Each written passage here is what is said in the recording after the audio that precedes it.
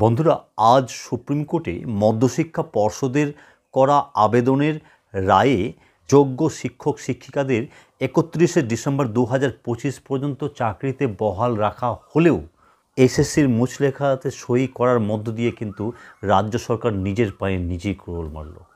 হ্যাঁ বন্ধুরা, কী ঘটনাটা ঘটেছে সুপ্রিম কোর্ট চত্বরে যাবতীয় বিস্তারিত আজকে এই ভিডিওতে বলবো, এবং কীভাবে এসএসসি ও রাজ্য সরকার ফেসে গেল সব কিছুই আজকের এই ভিডিওতে তুলে ধরবো। তাই ভিডিওটিকে শেষ পর্যন্ত দেখার অনুরোধ রইল, এবং ভিডিওটি খুবই ইম্পর্টেন্ট, বন্ধুদের মাঝে শেয়ার করার অনুরোধ রইল, এবং যারা নতুন অবশ্যই চ্যানেলটিকে সাবস্ক্রাইব করে আমাদের মোটিভেট করার অনুরোধ রইল। তাহলে দেরি না করে সরাসরি চলে আসছি মূল প্রসঙ্গে।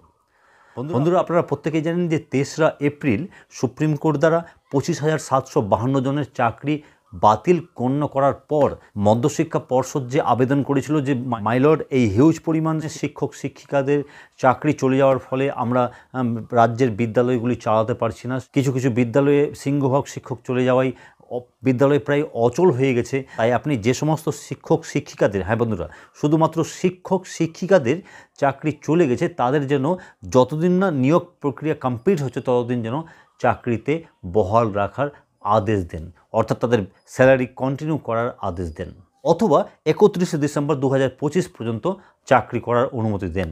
আর মধ্যশিক্ষা পর্ষদের এই আবেদন মেনে সুপ্রিম কোর্ট কিন্তু সেখানে সিলমোহর লাগালো, অর্থাৎ ৩১শে ডিসেম্বর ২০২৫ পর্যন্ত যোগ্য শিক্ষক শিক্ষিকাদের চাকরি বহাল রাখল।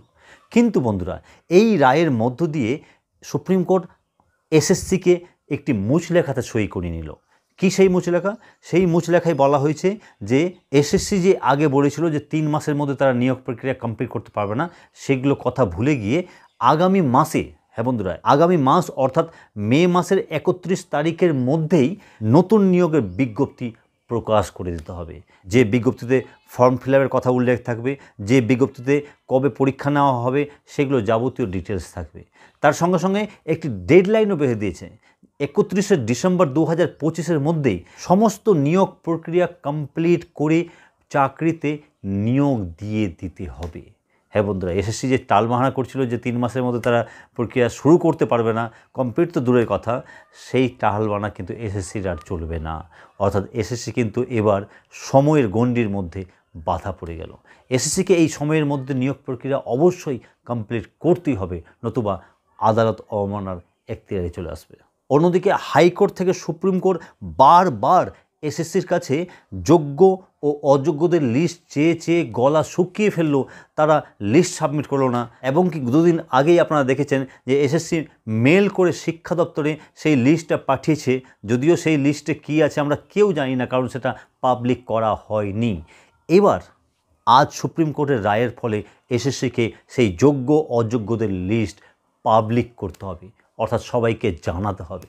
কেন জানাতে হবে? কারণ সুপ্রিম কোর্ট রায় দিয়েছে শুধুমাত্র যোগ্যদের, হ্যাঁ বন্ধুরা, অযোগ্য না, যোগ্যদের সংখ্যাটা ১৭,২০৬ জন শিক্ষক শিক্ষিকাদের ৩১শে ডিসেম্বর ২০২৫ পর্যন্ত চাকরিতে বহাল রাখা যাবে, বাকিদের নয়। তাই কারা কারা যোগ্য সেই লিস্টটা পাবলিক না করলে কীভাবে জানবে কারা কারা বিদ্যালয়ে যাবে আর কারা কারা বিদ্যালয়ে যাবে না? অর্থাৎ এসএসসিকে এবার যোগ্যদের লিস্ট প্রকাশ করতে হবে, মানে সর্বসম্মুখে তুলে ধরতে হবে। আর যোগ্যদের লিস্ট সামনে চলে আসলে কারা কারা অযোগ্য সেটা আর ধরতে অসুবিধা হবে না। আর সেই সমস্ত অযোগ্য শিক্ষক শিক্ষিকা বা শিক্ষাকর্মীরা পরবর্তী ক্ষেত্রে কী যে ঘটনা ঘটাবে সেটা আমরা সবাই দেখতে পাবো। তো যাই হোক, সমস্ত ঘটনার উপর আমাদের নজর রয়েছে। এই ধরনের আরও কোনো আপডেট পেলে অবশ্যই আপনারা এই চ্যানেলে পেয়ে যাবেন। তাই যদি সম্ভব হয় চ্যানেলটিকে সাবস্ক্রাইব করে পাশে বেল আইকন প্রেস করে অল করে আমাদের সঙ্গে থাকুন। তাহলে দেখা হচ্ছে পরবর্তী ভিডিওতে। ততক্ষণের জন্য সকলে ভালো থাকুন ও সুস্থ থাকুন। ধন্যবাদ।